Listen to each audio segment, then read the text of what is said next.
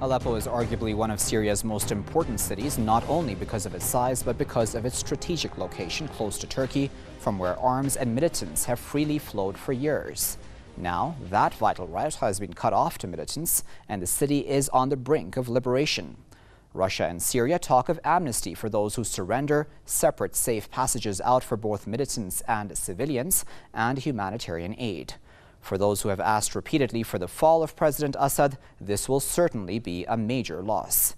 We will discuss the anticipated liberation of Aleppo and its consequences in this edition of the debate. Well, our guests for this debate are managing editor and columnist at Veterans Today, Mr. James W. Dean, who is joining us live from Atlanta. And we're also joined by Professor at Johns Hopkins University, Professor Daniel Server, who is joining us live from Washington. Gentlemen, thank you both for joining us. Professor, I'll start with you. How much of an effect do you think the cutting off of arms routes for militants will change the facts on the ground in the Syria crisis? Well, if you're referring to the siege of Aleppo, I think I agree that Aleppo is about to fall if it hasn't already fallen. I wouldn't describe that as a liberation. I would describe it as a conquest by an autocracy. Okay, and Mr. Dean, how do you feel about that? Well, I think a lot of the people of Aleppo would disagree, particularly the ones that have lost all their property. They've had their businesses looted and trucked to Syria, and they've basically been used in a Western geopolitical power game where the city of Aleppo, the gem of Syria in terms of the economy, has just been totally destroyed during this regime change. Because the West just does not like who's president of the country, despite winning election a couple of times, one of which I attended. So everyone's been waiting for this, and we're hoping that it can happen without a bloodbath to stain it, because the West now would like to have a lot of civilians killed so they could blame, try to mar the event by saying the Russians and the Syrians slaughtered civilians indiscriminately. I expect to hear that in the next couple of days. Professor Serwer, you said they of course have slaughtered civilians quite with great abandon. There's no question about that, and most of the destruction is in fact due to the actions of the Russian Air Force and the Syrian armed forces. Okay, but Professor Serwer, to be fair, if the Syrian army itself is trying to liberate a city, that would be seen as a liberation, wouldn't it, considering that's within Syrian territory, and the fact that many of these militants that have come over from the Turkish border freely with arms and ammunition supplied by other countries such as Turkey, Saudi Arabia, Qatar, those would be seen as foreign-backed militants, wouldn't they? Well, in my book, Liberation Makes People Free.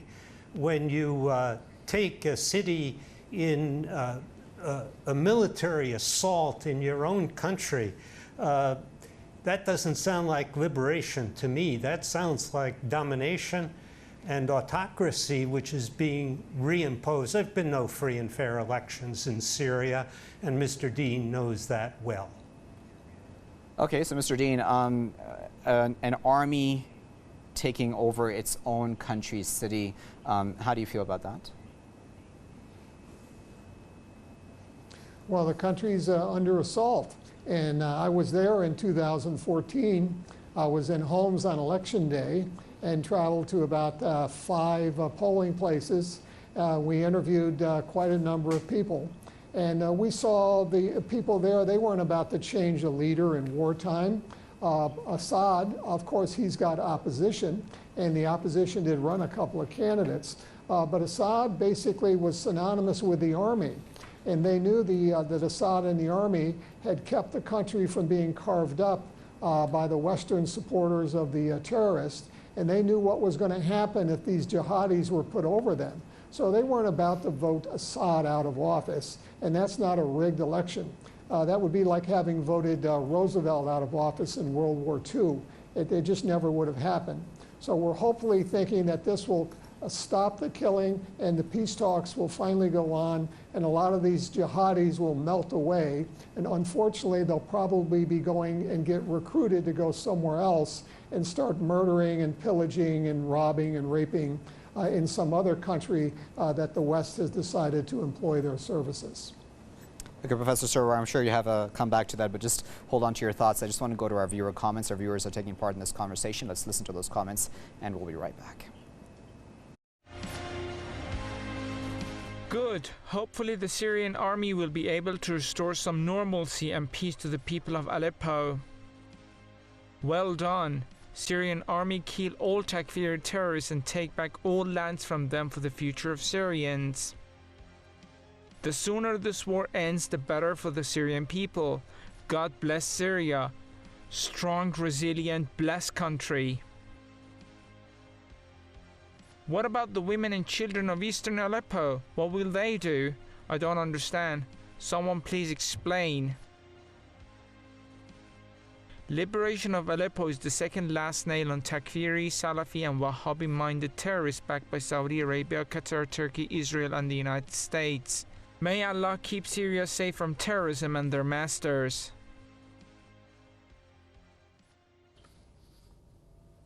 Okay, let's not get back to our guests. Professor Surwer, of course, I want to get a reaction to what Mr. Dean had said there before we went to those comments. And I also wanted to add this on, if you allow me. We do know that there are foreign countries who are supplying arms and even fighters or militants, as the government, of course, Syrian government would see them. I'm wondering, how do you think that they would react when Aleppo is taken back by the government?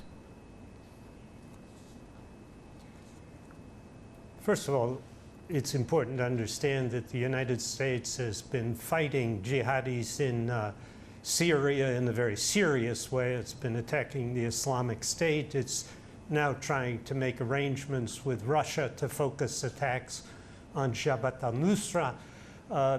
There are no jihadis in the employ of the United States at all. There are some Syrians who get some assistance from the United States in resisting the attacks by the Syrian government on civilian populations. That's absolutely true. But they're not jihadis and they are not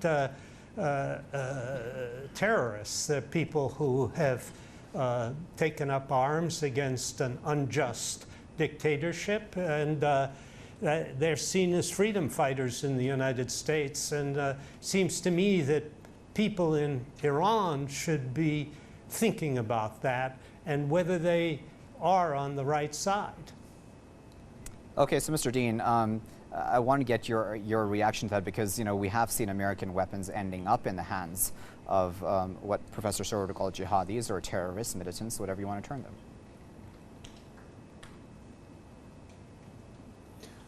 Well, I certainly would. I've been a member of the Association for Intelligence Officers since 1999, and it's an open secret amongst the old hands that the CIA has been involved in using and training and keeping terrorist proxies left over from the Afghanistan war to employ in all kinds of regime change schemes in the Mideast.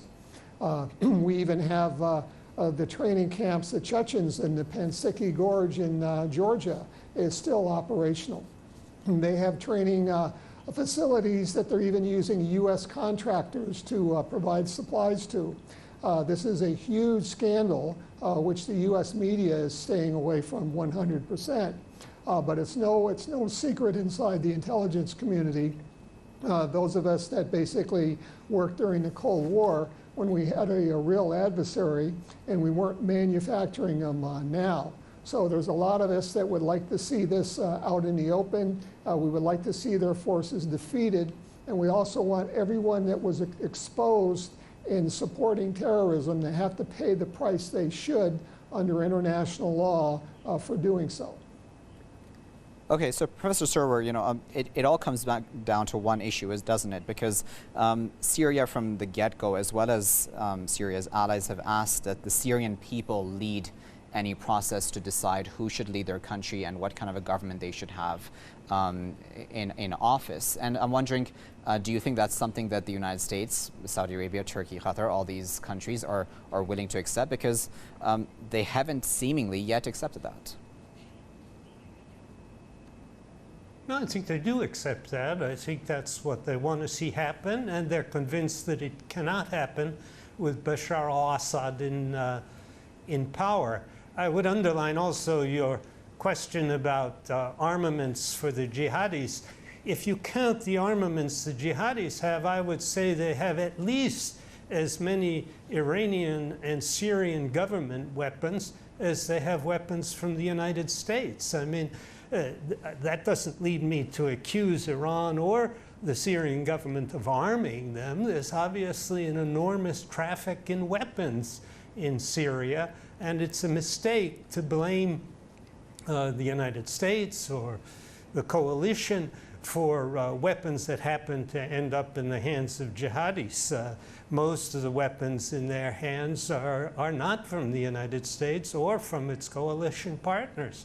The United States is notoriously careful about who gets its weapons and which weapons they get. Okay, Mr. Dean, I think we should address that because that's quite a big statement. And with due respect to Professor Surwer, I haven't heard of Iranian weapons ending up in the hands of any terrorists or what he would term jihadis. What do you know about that? Not very much, and really he's kind of miscast it. The U.S. weapons that would end up in the hands of the jihadis, they've just gotten it from our allies in Saudi Arabia and Qatar, who have huge amounts of these. But most of the weapons that the jihadis have gotten have been coming from Eastern Europe, old Soviet Union type places. They're very easy to buy there from corrupt governments and government officials that want to sell these things for cash. So that's where a lot of it's coming from. There have been recent stories on it just in the last couple of days. And the CIA basically has set up most of these supply routes, even starting back when Libya, when they were looting the Libyan depots and moving those in. So the CIA's been doing this for a long time. They're very good at it, and they've gotten away with it. But certainly we all know that they're doing it.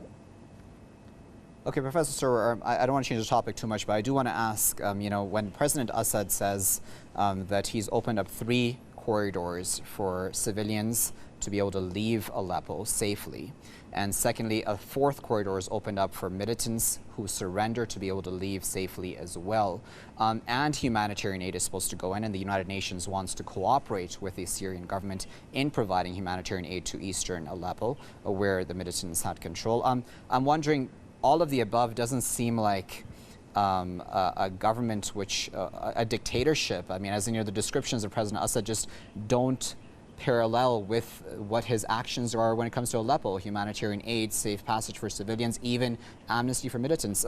What are your thoughts about that?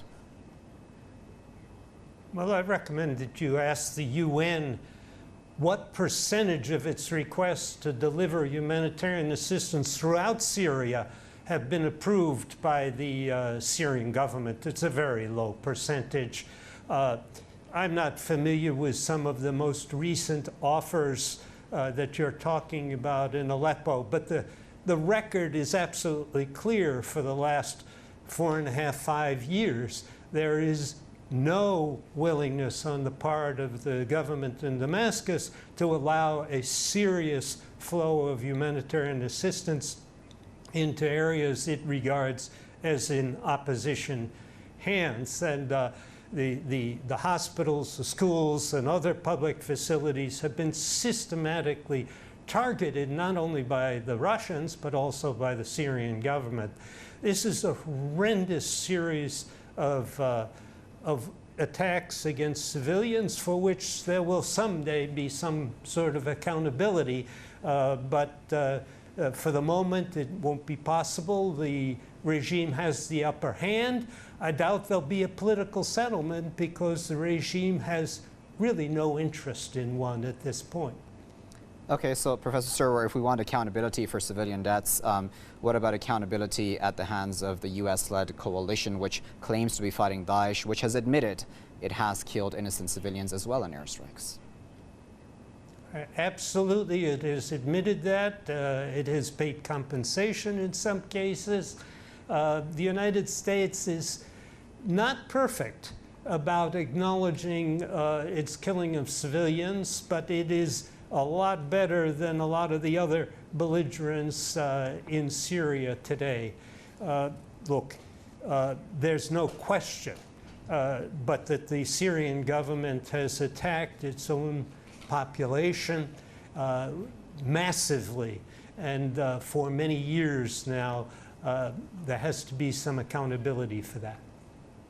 Okay, Mr. Dean, I want to, of course, get your thoughts on what Professor Serwer there has said, and I want to obviously go back to that point that I made earlier with him as well, is that what kind of a government, if it is a dictatorship, would want to provide even amnesty to militants who are laying down their arms?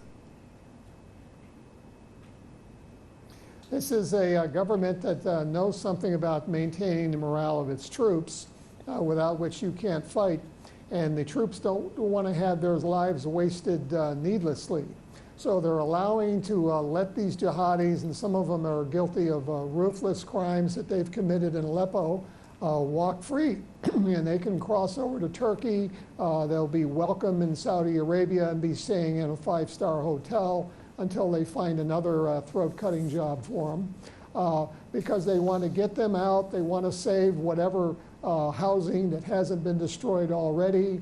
They want to save what civilian lives. Everybody's tired of this. Everybody wants it over, and they want to get in and start rebuilding, because political support for Assad is going to come from the rebuilding and getting this over with. And the jihadis and the Western folks know this, so they're trying to figure out a way that they can steal him getting any popularity out of this. And they're up a tree now because they're beginning to see that that's going to happen. Okay, gentlemen, we have about 2 minutes left, so I just want to get your final comments from both of you. Professor Serwer, I'll start with you.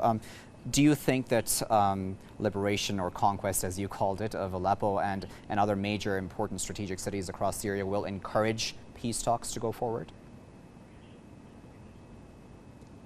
No, I think the regime has made it absolutely clear that it intends to fight to the last inch of Syria. And I don't think there'll be any reconstruction assistance either. I don't know where the government intends to get its help on reconstruction, but the Russians have said they won't pay. The Iranians aren't going to pay. And you can be pretty sure that the US and the West Europeans aren't going to be too interested in paying either if Assad wins this fight. Okay, and Mr. Dean, what do you think about that? Well, that's going to be always going to be a very difficult situation. No one is going to want to own up for the cause of the destruction. But we know that a lot of outside countries have funded this, and they're going to continue to fund it in Syria, in Iraq, unfortunately. So the record is clear. What's going on in Syria has also been going on in Iraq with some of the same players who are just as guilty of the massive destruction there. And they're supplying aid to Iraq. So I think aid is going to emerge. I disagree with the professor on that. Okay, we'll have to leave it there at that, gentlemen, but of course we do appreciate both of your contributions to this debate. That was managing editor and columnist with Veterans Today, Mr. James W. Dean, who had been speaking to us live from Atlanta. And we were also joined by Professor Daniel Serwer, who is a professor at Johns Hopkins University, and he was speaking to us live from Washington. And of course, viewers, we appreciate your insight as posted on our social media, and of course for watching. Until next time, good night.